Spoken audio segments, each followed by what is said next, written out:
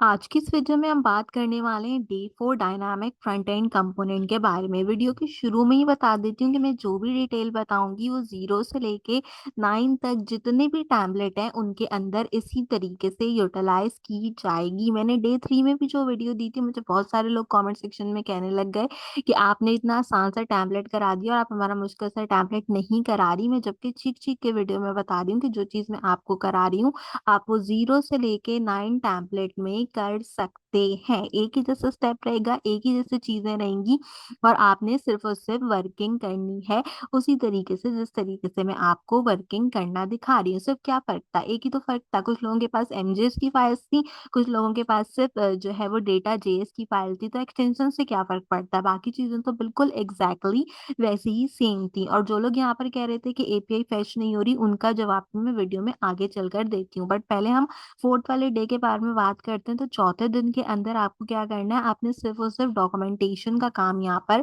करना है सबसे ज्यादा। अच्छा, मैं एक चीज और बताना चाहती हूँ कि डॉक्यूमेंट तो अगर आप शुरू से एक डॉक्यूमेंट डे वाइज बनाते रहोगे तो अच्छा होगा, उसमें हर डे का कंटेंट ऐड करते रहो तो ज्यादा बेटर होगा। और अगर अलग अलग भी बना रहे हो तो अलग अलग बनाकर जो है वो उसको आप गिट पे अपलोड करो तो भी अच्छी चीज होगी। यहाँ पे बेसिकली करना क्या है, डे 4 के अंदर सबसे पहले आपको जो है वो स्क्रीनशॉट्स जो है क्या कहते हैं यहाँ पे लगाने हैं। अच्छा, यहाँ पे स्क्रीन रिकॉर्डिंग भी का है तो बहुत सारे लोग परेशान हो रहे हैं। तो स्क्रीन रिकॉर्डिंग की जरूरत नहीं है, अगर आप अच्छे से रिकॉर्ड कर सकते हैं तो डू दैट। अगर आप नहीं कर सकते अपने वॉइस के साथ कि आप क्या काम कर रहे हो, किस तरीके से इम्प्लीमेंटेशन कर रहे हो, अगर आप उसको नहीं कर सकते तो आप स्क्रीनशॉट के साथ जा सकते हो। स्क्रीन रिकॉर्डिंग जो है वो इसके अंदर नेसेसरी नहीं है करने के लिए। तो हम बात कर लेते हैं प्रोसेस के बारे में कि आपने करना क्या और फिर करना किस तरीके से, उसके बारे में भी बात करेंगे। सबसे पहले ये चीज समझेंगे, 0 से 9 तक जितने भी टेम्पलेट हैं आपने डायनामिक आपको जो डेटा दिया गया था एपीआई के थ्रू उसको सैनिटी के अंदर फेच कराना है और वो फ्रंट एंड पे शो होना चाहिए। अब मैं फ्रंट एंड के लिए भी एक चीज बता दूं कि देखें, जब मैंने अपने टेम्पलेट के अंदर यहाँ पर डेटा शो कराया तो मेरे पास भी एक साथ सारा डेटा नहीं आ रहा। मेरे पास भी देखें स्टार्टिंग की यहाँ पर कुछ जो है वो इमेजेस नहीं आ रहे, कुछ की इमेजेस आ रहे हैं। तो ये सब क्या है, ये आपकी एपीआई पर डिपेंड करता है कि जो आपकी टीचर ने एपीआई रखी है वो कितनी उसके पास जो है वो फैचिंग है, कि अगर वो एक साथ 100 लोगों के पास खुल रही है तो 100 लोगों के पास वो कैसे इम्प्लीमेंट हो रही है। दूसरी बात ये कि मैंने कल जो वीडियो बनाई थी डे 3 की, उसमें मैंने जब प्रोडक्ट डॉट टीएस का कोड करा लिया था तो उसके 5-6 सेकंड के बाद मैंने आगे जाके जब मेरे भी एपीआई प्रोडक्ट्स नहीं आ रहे थे तो उसमें दूसरा प्रोसेस किया है। बहुत सारे लोग वो प्रोसेस देख ही नहीं रहे और बोल रहे हैं कि हमारे प्रोडक्ट्स नहीं आ रहे। प्लीज वीडियो को एंड तक देखा करें, जब तक मैं आपको ये नहीं बोल दूं कि आपसे मुलाकात करूंगी अगले वीडियो में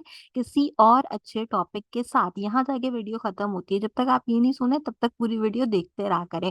और सिर्फ देखा नहीं करें, वीडियो को लाइक भी कर दिया करें और चैनल को सब्सक्राइब भी कर दिया करें ताकि आप कोई चीज मिस नहीं करें। तब जिनके भी शो नहीं हो रहे आखिर तक देखें, जाके सारी चीजें शो होती हैं। मैं आपके सामने करके दिखाती हूँ और लाइव करके दिखा रही होती हूँ, तो इसीलिए जो है उसके अंदर वीडियो कट करने का या कोई और चीज करने का सिस्टम नहीं होता। अब एपीआई में अगर दो हमारे पास इंटीग्रेशन आ रही है तो आ रही है, और तीसरी अगर नहीं आ रही प्रोडक्ट की आपके सर की तरफ से तो वो नहीं आ रही, उसके लिए मैं कुछ नहीं कर सकती। उसके लिए सिर्फ अल्टर टैग लिखा आ रहा है तो अल्टर टैग लिखा हुआ आ रहा है। सबसे पहला काम आपने रिपीट प्रोसेस के अंदर ये करना है। देन आपने देखना है कि आपके जो कंपोनेंट डिजाइन किए क्या वो फ्यूचर के लिए यूजफुल है। अब वो फ्यूचर के लिए कैसे यूजफुल है, जैसे हमने ये टेम्पलेट डिजाइन किया, अभी मैंने सा टेम्पलेट डिजाइन किया था क्योंकि अब इसे मुझे नहीं चाहिए था, ठीक है। तो इसमें भी बहुत सारी चीजें वर्क नहीं करती, लेकिन जैसे यहाँ पे कैटेगरीज वगैरह है ये हमारे पास यहाँ पे भी वर्किंग नहीं करती है। सिर्फ मैंने इमेजेस इसके ऊपर चिपकाए हुए हैं, क्यों, क्योंकि मुझे भी इसकी जरूरत नहीं थी, मुझे सिर्फ आपको करके दिखाना था। आपने अपने टेम्पलेट के अंदर ये चीजें इमेजेस में नहीं लगानी, ये जब आप इन पे क्लिक करो तो बाकायदा तौर पे ये आपके पास खुलनी चाहिए। इस चीज को आपने जो है वो सबसे पहले कंपाइल करना है। इसी तरीके से जैसे ये वाले प्रोडक्ट हैं ये भी डायनामिक राउटिंग से आपके पास खुलने चाहिए। मैंने सबके इमेज लगाए क्योंकि मुझे जरूरत नहीं है, मैं हैकाथॉन भी नहीं करती और मैं बाकी चीजें भी नहीं करती। देखो जैसे ऐड टू कार्ट करूँ तो इधर ऐड टू कार्ट होना चाहिए, ठीक है। तो ये सब चीजें ना आपने इस तरीके से सबसे पहले इम्प्लीमेंट करनी है, एक सैनिटी का डेटा और दूसरा जो आपका फ्रंट एंड है।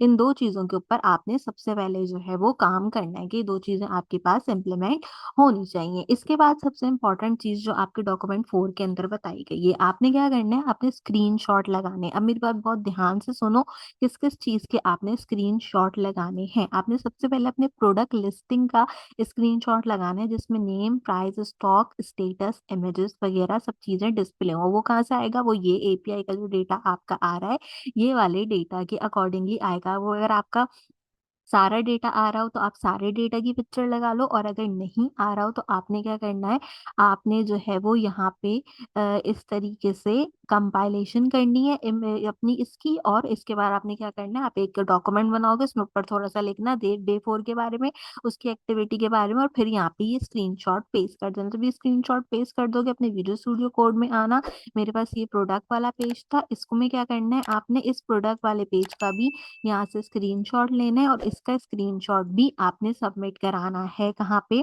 इस तरीके से अपनी फाइल के अंदर। अब आपने क्या क्या जमा कराना है, प्रोडक्ट लिस्टिंग का, प्रोडक्ट डिटेल का, हर एक प्रोडक्ट का एक अपना डायनामिक राउटिंग बनेगी, और आपने जो है क्या कहते हैं उसके अकॉर्डिंगली इसको यूटिलाइज करना है। अच्छा एक चीज और, अगर आप जैसे ये 5 और 6 वाले टेम्पलेट में 22-23 प्रोडक्ट है, 22-23 प्रोडक्ट का डायनामिक राउटिंग करना एक बहुत सर दर्द का काम होगा। तो जिनकी इमेजेस नहीं आ रही है, जिनकी जो चीजें नहीं आ रही है, जो प्रॉपर वर्क नहीं करे, उनको आप डायनामिक राउटिंग में हटा दो, ठीक है। आप बाकी के इमेजेस को रखो, और बाकी के रख के जो है वो उनको कंपाइल कर लो। जैसे इस वाली वेबसाइट में डायनामिक राउटिंग नहीं हुई है, मैं अपनी वेबसाइट पे बता देती हूँ आपको कि डायनामिक राउटिंग में बेसिकली होगा क्या। जैसे हमारे पास वेबसाइट होती है, अगर हम वेबसाइट में कोई भी पेज जो है वो ओपन करते हैं, तो वो डायनामिक राउट से अलग पेज के ऊपर जाकर जो है वो ओपन अप होता है। तो इस तरीके से आपने क्या करना है, देखो जैसे यहाँ पे मेरी वेबसाइट का डोमेन रहेगा आर्टिकल बेस डॉट पी के, एंड देन जो भी हमारे पास रिएक्ट का सर्टिफिकेशन है तो रिएक्ट के अकॉर्डिंगली, अगर नेक्स्ट जेएस के अकॉर्डिंग है तो नेक्स्ट जे उसके अकॉर्डिंगली इसकी डायनामिक राउटिंग हुई हुई है। तो आपने क्या करना है, आपने इसका भी स्क्रीनशॉट लेना है, सबमिट कराना है, और आपने जो है वो अपने कोड के अंदर यहाँ पे अभी मैं बना रही थी, कहा गया सोर्स में पेजेस, एंड पेजेस के अंदर आपने जो है वो अपना यहाँ पे id.js बनाना होगा, तो आपने उसके अकॉर्डिंगली इसको भी कंपाइल करना होगा। अभी मैंने काम किया नहीं, आपको करने के लिए बता रही हूँ। तो आपने क्या करना है, ये जब आप डायनामिक राउटिंग करोगे तो आपने डायनामिक राउटिंग का भी इस तरीके से स्क्रीनशॉट लेना है, और अपनी जो है वो मेंशन करना है। अच्छा ऐसे नहीं कि एक साथ सारे के सारे फेंक दिए आपने, यहाँ पे जो है वो क्या लिखना है, ऐसे डायनामिक राउटिंग करके आप जो है वो इसको मेंशन करोगे, और इसको ऐसे कर दोगे, और टोटल मतलब 4 प्रोडक्ट की जो है ना वो डायनामिक राउटिंग दिखा देना, ठीक है। जैसे मैं प्रोडक्ट 1 करती हूँ, फिर प्रोडक्ट 2, 3, 4, इस तरीके से करके ना इनके जो स्क्रीनशॉट्स होंगे वो आप यहाँ पे इम्प्लीमेंट कर देना यहाँ पे, ठीक है। लाजमी में आपको एक जो है वो अपनी जैसे नेक्स्ट जेएस वाला था ना अपनी वेबसाइट का, तो ऐसे बता देती हूँ क्या करना है। ऐसे जैसे आपका जो भी प्रोडक्ट आ रहा होगा, 1 मिनट में देखती हूँ यहाँ पे कोई प्रोडक्ट अगर आ रहा हो, क्योंकि मैंने बहुत सरसरा सा टेम्पलेट बनाया था, तो इसलिए जो है ना वो इसमें अच्छा राउटिंग हुई भी नहीं है। बाय नाउ पे अच्छा इसमें ना कहीं राउटिंग हुई भी नहीं है। मैं एक और चीज क्या बताती हूँ, चलो आपको डायनामिक राउटिंग कॉन्सेप्ट तो है ना, बस कॉन्सेप्ट होना चाहिए कि डायनामिक राउटिंग में जैसे मतलब समझो ये मेरा वेबसाइट के ऊपर दूसरा पोस्ट है, तो क्या करो बस इसका जो है वो एक स्क्रीनशॉट ले लो, और इसका स्क्रीनशॉट ऐसे प्रोडक्ट 1 की डायनामिक राउटिंग में लगा दो, और इसका जो क्या कहते हैं अपना डायनामिक राउटिंग का कोड होगा वो इसके नीचे लगा देना, ऐसे फिर प्रोडक्ट 2 लगा देना, फिर प्रोडक्ट 3 लगा देना, और फिर प्रोडक्ट 4 जो है वो इसके नीचे अलग अलग प्रोडक्ट आप क्या करना, आप इसके अंदर लगाते चले जाना, ठीक है। तो यहाँ पे क्या होगा, आपका ये वाला काम भी कंप्लीट हो जाएगा। मैंने अभी की भी नहीं तो इसलिए नहीं बता रही, ठीक है। इसके बाद आपने अपने सर्च बार या टैग्स यूज करनी है। तो अगर मैं अपने टेम्पलेट में जाऊं तो मेरे टेम्पलेट में जो है वो मेरे पास टैग्स हैं यहाँ पे, ठीक है। तो टैग्स मैंने टैग्स लगाया ना, तो टैग से रिलेटेड आपने क्या करना है, आपने टैग से रिलेटेड यहाँ पे ऐसे ले लो। क्या किस तरीके से ले लो, इस तरह देखो, एक आप इस तरीके से पिक्चर लो, ठीक है। अब यहाँ पे हेडिंग दो हमारी टैक्स से रिलेटेड, इसके अंदर आप इसको पुट करो। अब अपने वीएस कोड में आओ, और देखो आपने ये टैक्स वाला काम जो है वो कहाँ कराया था, तो हमने ये जो है अपने इसके अंदर कराया था। मैंने कहाँ गया, मेरे पास प्रोडक्ट प्रोडक्ट में यहाँ पे, और इसके अंदर मैंने टैग और ये बाकी चीजें कराई थी ना यहाँ पे लिस्ट करा के, ठीक है। तो आप यहाँ से इसका स्क्रीनशॉट दे सकते हो, वरना नीचे की तरफ भी हमने अपने टैग का ये वाला काम किया था, देखो यहाँ पे ये मैंने टैग का काम यहाँ पे करवाया था, ठीक है। तो हम क्या करेंगे, हम यहाँ पे इसका स्क्रीनशॉट लेंगे और इसको सबमिट करा देंगे अपनी एमएस वर्ड की फाइल के अंदर। तो इस तरह हमारे पास टैग भी कंप्लीट हो जाएंगे। इसके बाद कार्ड, कैटेगरीज और नोटिफिकेशन अगर आपका कोई आता है तो आपने उसको कंपाइल करना है, ठीक है। तो आप कार्ट में अगर हम देखें तो ये देखो मेरे पास शॉप के पेज में ये सारी कैटेगरीज हैं, ठीक है। तो अब आपने क्या करना है, इस तरीके से जो है वो इसका भी एक स्क्रीनशॉट लेना है। इसके बाद आपने क्या करना है, अपनी एमएस वर्ड की फाइल में आओ, जैसे यहाँ पे मेरे पास कैटेगरीज हैं तो मैं कैटेगरीज की हेडिंग डालूंगी, इसका स्क्रीनशॉट पेस्ट करूंगी, फिर अपने कोड में जाऊंगी, कोड में जाके आप जो है वो शॉप को देख लो, आपको यहाँ पे शॉप मिल जाएगी। मेरे पास भी होगी यहाँ पे शॉप, ये रही शॉप, ये आया मेरा शॉप का पेज। ठीक है, हमने क्या करना है, इसका भी स्क्रीनशॉट लेना। अब ये सब अपने टैबलेट में स्क्रीनशॉट खुद खुद लेना। अब ये नहीं कहना कि हर टैबलेट के स्क्रीनशॉट भी लेके दिखाएंगे, तो ले लोगे ना अपने अपने टैबलेट के। ठीक है, इसी तरीके से तुम्हारे पास लॉग इन साइन अप का पेज होगा, इसको भी मेंशन करना।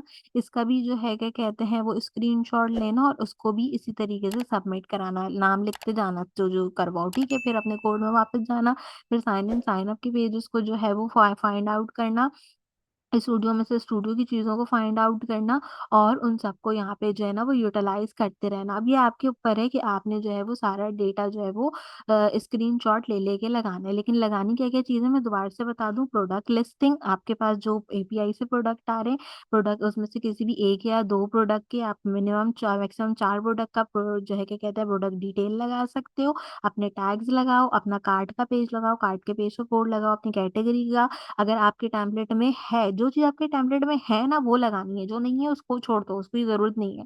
कैटेगरी का पेज है अगर, तो कैटेगरी का कोड लगाओ और उसका स्क्रीनशॉट लगाओ। अगर आपका कोई नोटिफिकेशन आता है, जैसे मिसाल के तौर पे अगर मैं वापस अपने टेम्पलेट में आऊं और अपने टेम्पलेट में आके मैं ऐड टू कार्ट करती हूँ, तो देख रहे हो ना ये ऐड टू कार्ट पे एक नोटिफिकेशन देता है। तो इस तरीके से इस नोटिफिकेशन का एक स्क्रीनशॉट लो, फिर ये नोटिफिकेशन जो है यहाँ पे आपके पास जहाँ पे भी इस नोटिफिकेशन का कोड है, उस नोटिफिकेशन का कोड जो है वो इसके अंदर लगा दो। तो जैसे मेरे पास जो है वो अपना प्रोडक्ट डॉट टीएस के अंदर ये नोटिफिकेशन का अलर्ट वाला कोड था। ठीक है, तो आपने क्या करना है, ये रहा मेरे पास। ठीक है, तो आपने क्या करना है, आपने इसका भी स्क्रीनशॉट लेना है और इसका भी स्क्रीनशॉट आपने जो है वो यहाँ पे लगा देना है। अब जो जो चीज तुम्हारे पास है वो लगाते जाओ, जो जो नहीं है उसको छोड़ते जाओ। इसी तरीके से अगर कोई तुम्हारे पास एक प्रोडक्ट है, उससे रिलेटेड प्रोडक्ट भी तुम्हारे वेबसाइट पे आते हैं, तो तुम उससे भी लगाओ। और अगर तुम्हारे पास एडमिन और एनालिटिक्स, वैसे तुम्हारे पास नहीं है एडमिन और एनालिटिक्स, लेकिन एडमिन और एनालिटिक्स से रिलेटेड डिटेल है,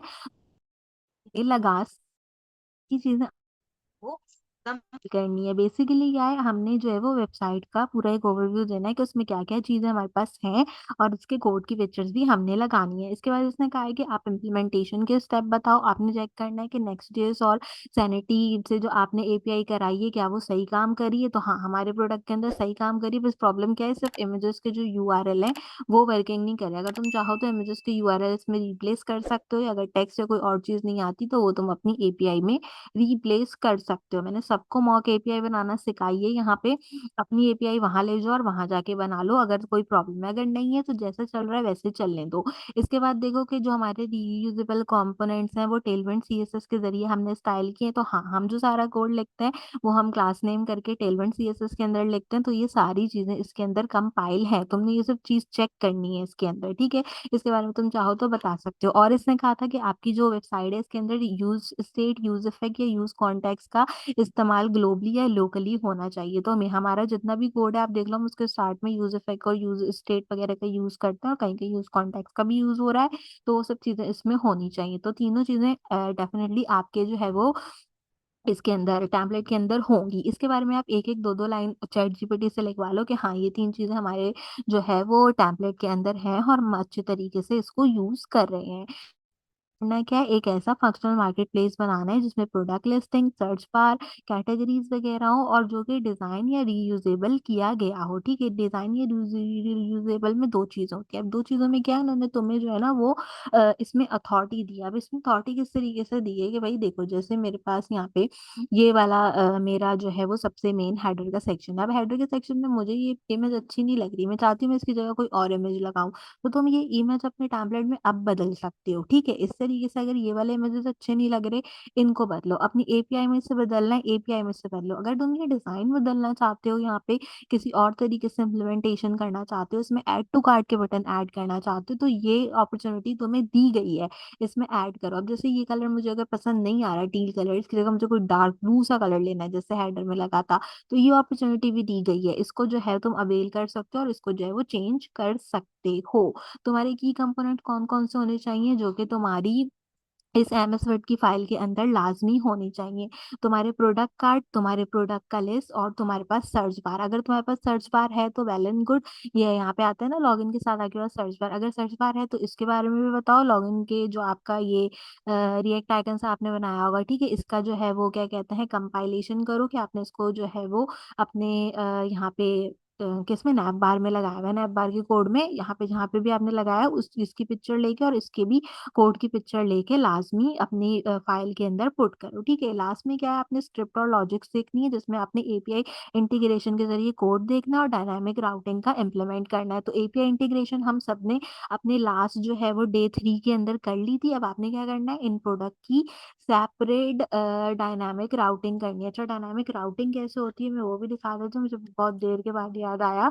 क्या कहते हैं, दराज के प्लेटफॉर्म से दिखा देती हूँ कि डायनामिक राउटिंग में क्या होता है। डायनामिक राउटिंग का मतलब ये है कि जैसे एक प्रोडक्ट है, इसको मैं अगले टैब के अंदर खोलूं तो मेरे पास जो है वो चीजें यहाँ पे कंपाइल हो। जैसे मिसाल के तौर पे देखो ये एयरपॉड्स है ना, अगर मैं इसको दूसरे टैब में खोलती हूँ तो दूसरे टैब के अंदर ये दराज, दराज में प्रोडक्ट, प्रोडक्ट में मेरा जो भी कोई प्रोडक्ट है, तो ये क्या है, इसकी डायनामिक राउटिंग है। आप सबको करनी आती है डायनामिक रॉकेटिंग, इसमें कोई रॉकेट साइंस की बात नहीं है। आपने अपनी ई कॉमर्स वेबसाइट में डायनामिक राउटिंग की है, आपने जो है वो सबने अपने अपने ब्लॉक्स के अंदर डायनामिक राउटिंग की है, तो ये दोनों चीजें आपको करनी आती है। आपका टास्क सिर्फ जो है वो इतना ही है करने के लिए। Last but not the least आपने क्या करना है, एक डॉक्यूमेंट बनाना है। डॉक्यूमेंट हम जो है वो ऑलरेडी यहाँ पे बना रहे हैं। अब इस डॉक्यूमेंट के शुरू में क्या लिखना है मैं वो जो है क्या कहते हैं आपको बता देती हूँ।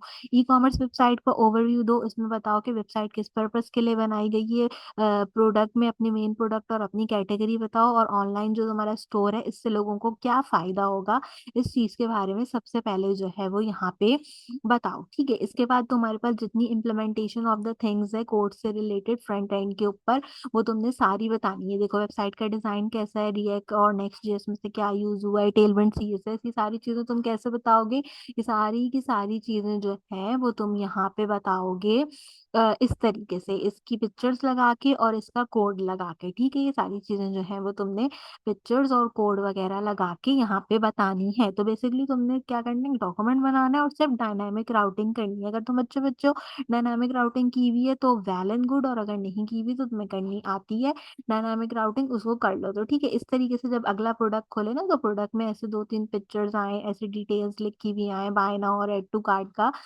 जो है वो इम्प्लीमेंट आए। अच्छा, अगर तुम्हें ये पेज बनाने में डिफिकल्टी आती है तो मैंने टेल ब्लॉक से सिखाया हुआ है कि टेल ब्लॉक से डायरेक्टली कोड लो, रखो और यूटिलाइज करो, तो उससे बना लो, कोई एज सच इश्यू की बात यहाँ पर नहीं है। ठीक है, दोनों चीजें हो जाएंगी। दोनों चीजों के बाद जो है वो यूजर ऑथेंटिकेशन बताओ। यूजर ऑथेंटिकेशन तुम लोगों को सब क्लासेस में पढ़ाई है, गिट से भी पढ़ाई है और अपना क्या कहते हैं गूगल से भी पढ़ाई है। और इन केस अगर आपकी क्लास में नहीं पढ़ाई तो फिक्र मत करें, आने वाले दिनों में पढ़ा देंगे।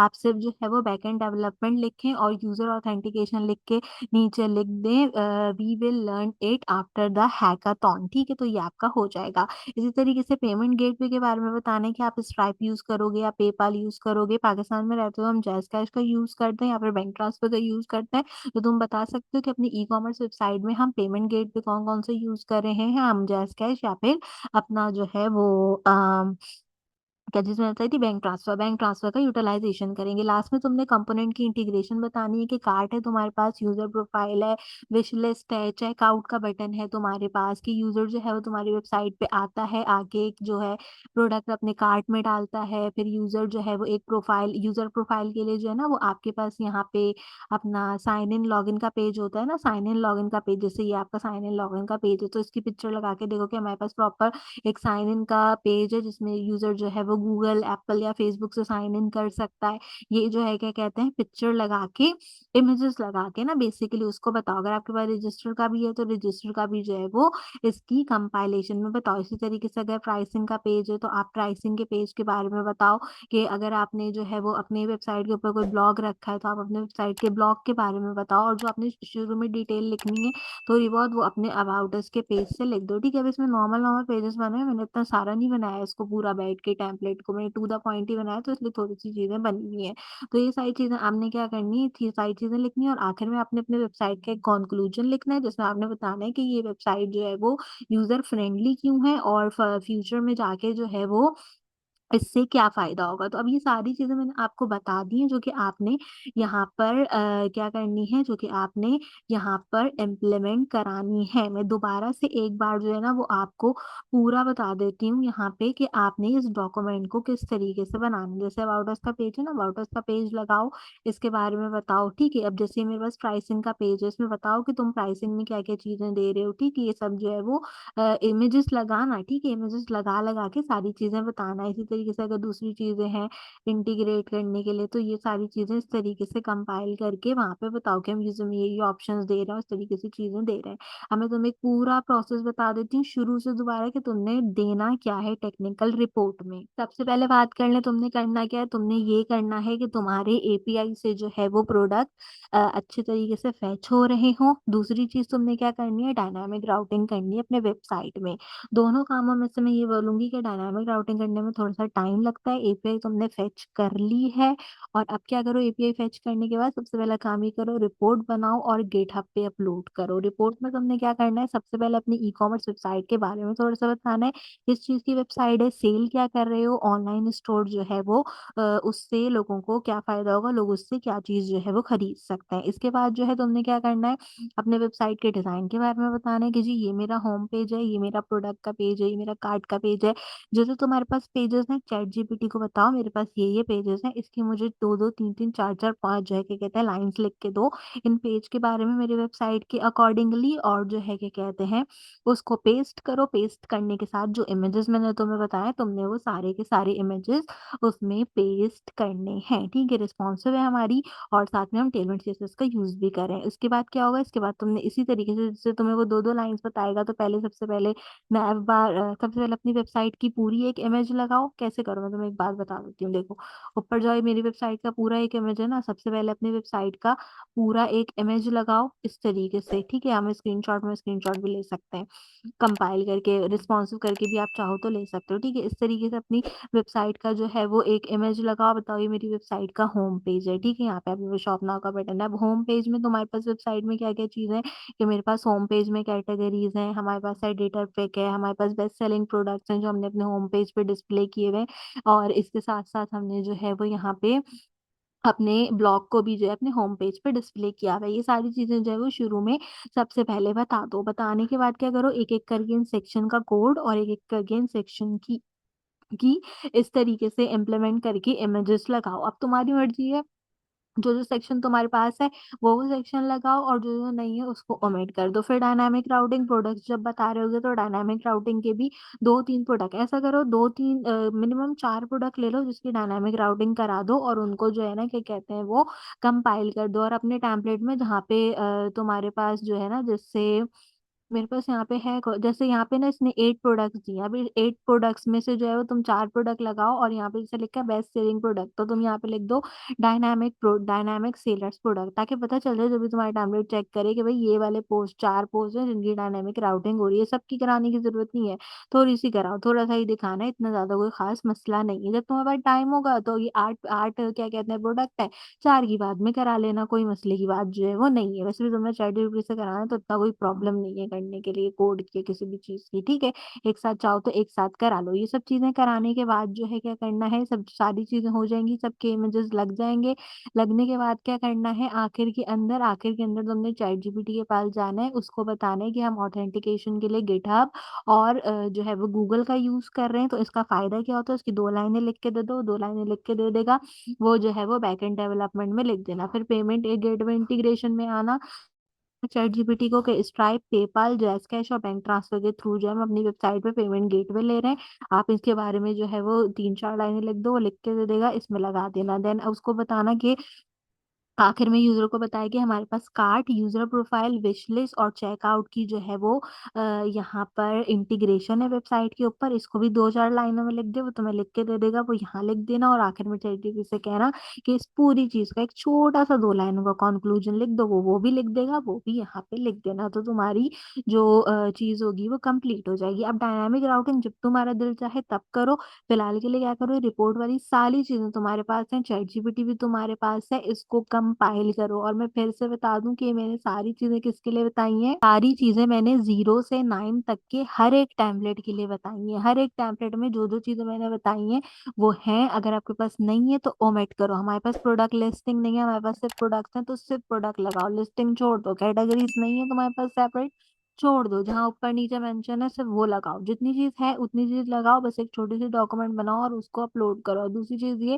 कि हैकाथॉन डे 3 की 2 वीडियो होती है, एक पार्ट 1 और एक पार्ट 2, तो दोनों को जो है वो कंपाइल करो। और जो पार्ट 2 वाली वीडियो है इसमें मैंने कोड खत्म करने के बाद यहाँ आखिर के अंदर दोबारा से कोड में जाके कुछ चेंजेस किए, तो जिन जिन की ये पे फेच नहीं हो रही वो यहाँ से देख लें कि क्या कहते हैं आपने क्या चीज़ की गड़बड़ की। बहुत सारे लोगों को मैंने कल सही कराया, सेमी कॉलन्स ही नहीं लगाए हुए, हालांकि मैं बता भी रही हूँ कहाँ कहाँ लगाने हैं। तो इस तरीके की छोटी छोटी गलतियां होती हैं हर एक दिन की। अब तक सारी वीडियोस अपलोड करी, इंशाल्लाह आगे भी हिम्मत रही तो जरूर वीडियो अपलोड करूंगी। आपको पता है कि मेरा जो एंकल है वो ब्रोक हुआ है, जिसकी वजह से मेरे बहुत डिफिकल्टी होती है बैठने में, बट मैं स्टिल कोशिश करती हूँ कि आपके लिए वीडियो लेकर आऊँ। तो जो मैं जितनी भी वीडियो बना रही हूँ, चाहे अभी मैंने पहले बनाई है, अभी मैं बाद में बना रही हूँ हैकाथॉन की, वो सारे टेम्पलेट के लिए है। तो मेक श्योर कीजिए कि उसे लाजमी कंपाइल कीजिए। और अगर आप पहली बार मेरे चैनल पर आए तो सब्सक्राइब कर दें। जब इस और बच्चे को जो है वो आपका एग्जामिनेशन है तो उससे रिलेटेड भी डिटेल्स देंगे, कब तक उसका आपका ऑर्डर खत्म हो रहा है उससे रिलेटेड भी डिटेल्स देंगे आपको चैनल के ऊपर। तो मेक श्योर कीजिए कि जरूर सब्सक्राइब कीजिए। हाँ, एग्जाम के अंदर छुट्टी नहीं है, एग्जाम में एग्जाम लेने जाना है, ठीक है। तो आज की वीडियो के लिए बस इतना ही, क्लास लेने जाना है। आज की वीडियो के लिए बस इतना ही, आपसे मुलाकात करूंगी अगले वीडियो में किसी और अच्छे टॉपिक के साथ। तब तक के लिए मुझे दीजिए इजाजत।